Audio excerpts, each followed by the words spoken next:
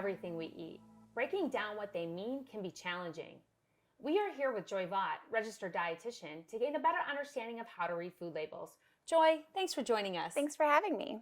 The ability to read a food label is really the foundation of understanding the types of food that we're putting into our body. So I have some examples here that I want to go through. And so this is refried beans, right? So we get told all the time that eating beans is healthy. Legumes are good for us, right? That's not always the case though, which is why it's important to read your nutrition labels. So for example, the first thing that I look on a nutrition label is the serving size. So this is not a serving size. Eating this whole entire can is not a serving size.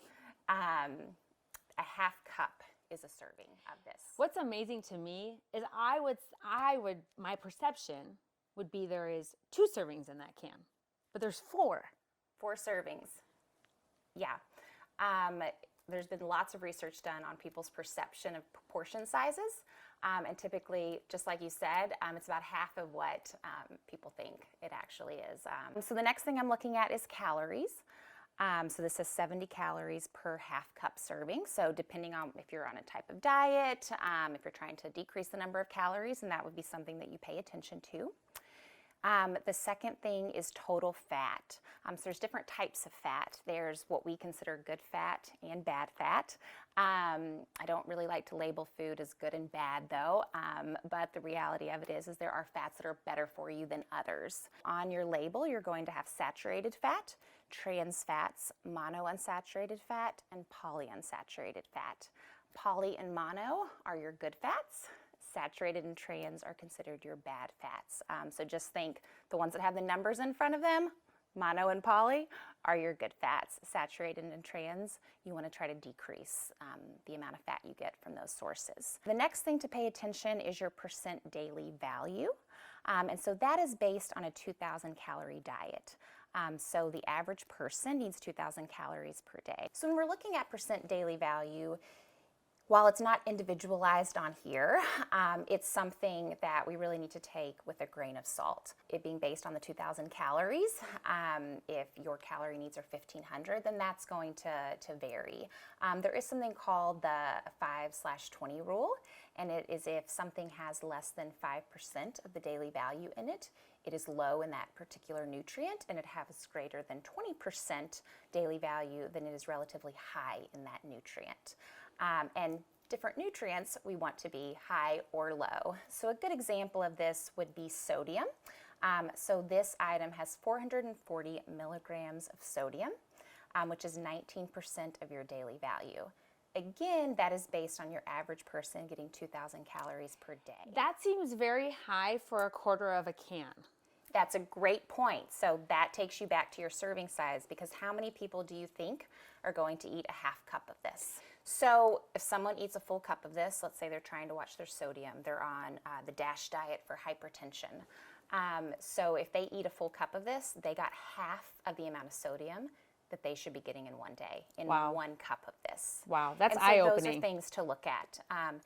So if you look at the front of this, right, it says nothing about low in sodium, anything like that. There are definitely some better options depending on your particular nutritional needs. So a great example would be, let's say you've got someone who's running a marathon. Well, they need that sodium. They need those electrolytes. That's really important. They need more sodium than someone that has a more sedentary lifestyle, or maybe does have hypertension and is trying to lower the amount of sodium that they get in their diet.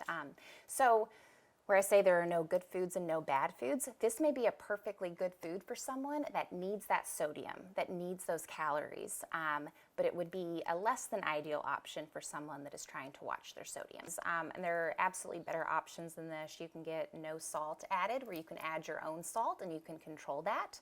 That's definitely something that I would recommend to anyone trying to lower their sodium intake. So Joy, I see a label and I also see a list of ingredients. What should we be really paying attention to?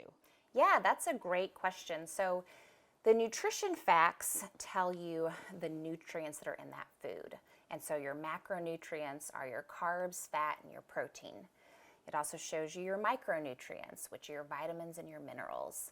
And so to actually get the breakdown you're going to look at the nutrition facts. So if I want to see where those calories came from, where those carbs came from, then I'm going to go to my ingredients.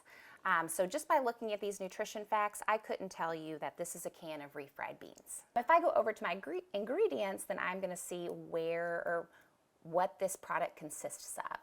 And for your ingredients, they're listed in the order highest quantity to lowest quantity. So for instance, this one, the number one ingredient is the cooked pinto beans, which it should be. That's reassuring. Water is the second ingredient. And then the rest of the items are different. It's salt, tomato paste, sea salt, different additives. You're going in, you're looking to see what is on the ingredient label, what is on the nutrition facts. Don't take what is on the label as fact. Eating out there, what are some ways to quickly identify what might be a good choice? Yes, that's a difficult one. Don't get hung up on the calories. Consider the serving size. Just because you ordered it doesn't mean you have to eat the whole burrito, doesn't mean you have to. Leftovers are fantastic. And then you can ask for more nutrition facts. Any restaurant you go to, I'll say any, most restaurants you go to actually have a binder where they keep the actual nutrition label on all of their items. And so if you are trying to decrease your carbs or look at a certain nutrient, then you can request that and they should have that available. If you do have something going on, like you are on the DASH diet where you're really trying to decrease your amount of sodium, never feel shy about asking them to prepare your food item without salt in it at all, and then you could add your own, or ask for dressing on the side so you can add your own. You're a consumer, and so don't be shy about asking for modifications if it impacts your health. This was great information. Thank you so much for your time today. Yeah, thanks for having me.